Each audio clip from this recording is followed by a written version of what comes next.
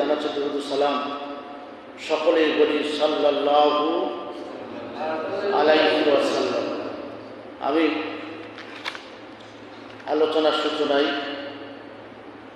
7টা ধাঁধা দিয়ে শুরু করছি আলোচনা। মানুষ কেন ধ্বংস হল? আলোচনার ধাঁধা কি? মানুষ কেন ধ্বংস হল? এই মানুষ ধ্বংস হওয়ার কথা না। এই মানুষ হচ্ছে পৃথিবীর সবচেয়ে সেরা জাতি। এই মানুষ হচ্ছে আল্লাহ তাআলার মাখলুকের ভিতরে, খালেকের ভিতরে সবচেয়ে সেরা হচ্ছে মানুষ। এই মানুষগুলো কেন ধ্বংস হয়ে গেল?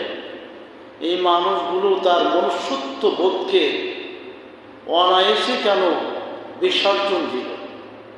মানুষ কেন নিজেকে মানবে দাবি করতে পারে না? কেন মানুষ এত কষ্ট, এত ব্যথা, এত বেদনা? কারণটা কি?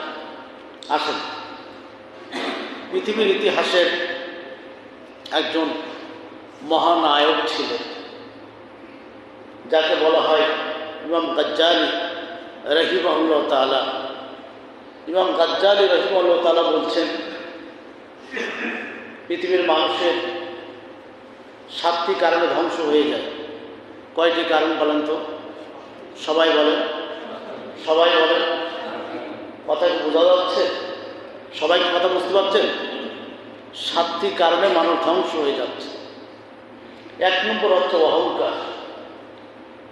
অহংকার মানুষকে আল্লাহর রহমত থেকে বঞ্চিত করে।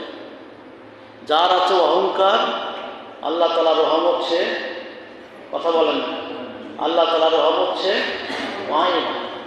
হয়তো আমার চেয়ে ধনী মানুষ হতে পারে, হয়তো আমার চেয়ে জায়গা জন্য অনেক বেশি হতে পারে, কিন্তু 12টা বুককে ওর ভিতরে সুখ নাই, শান্তি নাই। এই কথাটা আমাদের কথা না, এই কথা স্বয়ং আল্লাহ তাআলা বলেছেন।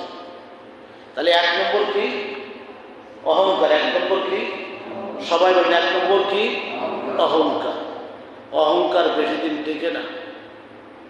যারা করেছে অহংকার, তারাই ধ্বংস হয়েছে।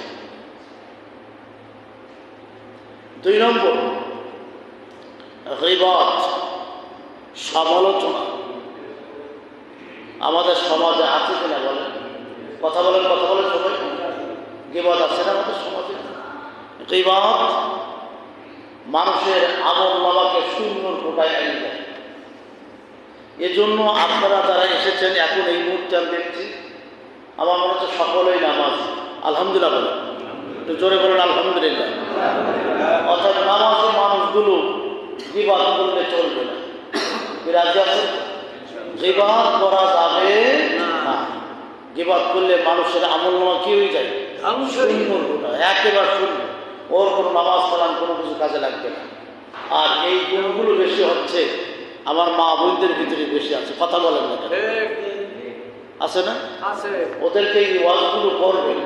আজকে কি খুতবা শুনলেন, এগুলো বাড়িতে খাবেন আর বলবেন, ঠিক আছে?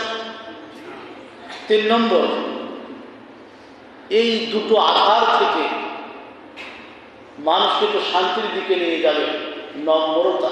কি নিয়ে যাবে বলেন তো? নম্রতা।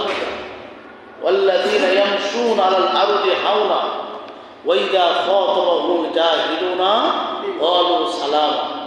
হে নবী, ওরা যখন আপনাকে জাহিলরা, মূর্খরা, জ্ঞান পিপাসীরা, ইসলাম বিদ্বেষীরা আপনাকে ডিস্টার্ব করবে, আপনাকে ব্যথা বেদনা দেবে, তখন আপনি বলবেন তোমাদের জন্য আল্লাহ রহমত কামনা করছি, আল্লাহ তাআলা তোমাদের জন্য শান্তি নাজিল করুক, তোমরা আমাকে আর জ্বালাতন করো না। 4 নম্বর ধৈর্য। বিপদে আল্লাহর কাছে সাহায্য চাইতে হবে। কার কাছে সাহায্য চাইতে হবে? আল্লাহর কাছে। ধৈর্য নামক জিনিসটা আমাদের কাছ থেকে অনেক আগের থেকে বিদায় হয়ে চলে গেছে। সব আছে, ধৈর্য নাই। 5 নম্বর সত্যবাদিতা। 5 নম্বর কি বলেন তো? সত্যবাদিতা। ক্বালাল্লাহু হাযা ইয়াউমুন ইয়ানফাউ আস-সাদিকিনা সিদকুহুম। কিয়ামতের মাঠে আল্লাহ তাআলা বলবেন, তোমরা যারা সত্যবাদীদের পথ অনুসরণ করেছিলে, সত্য দলের মুখোমুখি ছিলে, সত্য দলকে সাপোর্ট করেছিলে, আজকে আসো, আমার কাছে আসো, জান্নাতুন তাজরি মিন তাহতিহাল আনহার, এই সত্য কথা বলার কারণেই আমি আল্লাহ তাআলা তোমাকে জান্নাতে পৌঁছাই। সুবহানাল্লাহ। তাহলে সত্যবাদী হওয়ার প্রয়োজন আছে কি? আছে। বিপদ, কষ্ট হবে। আপনি কথাটা গোপন করেন না, লুকান না, সত্য কথাগুলো বলে দেন।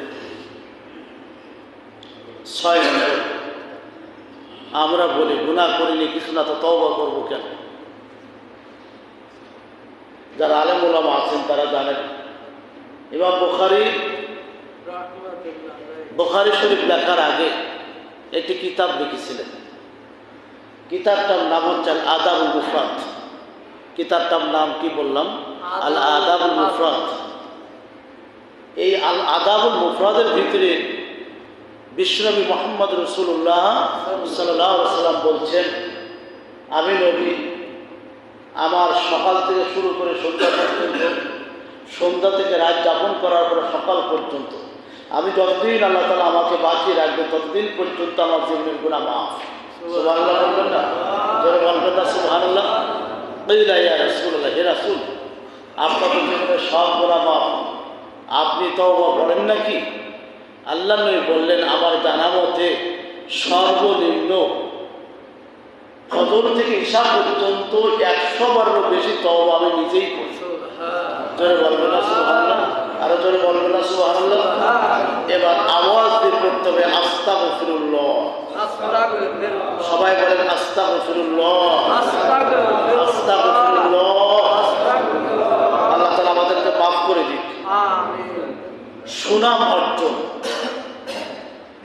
ইবাদত করে দুনিয়ার সুনাম অর্জন করার জন্য, দিনের কাজ করে সুনাম অর্জন করার জন্য।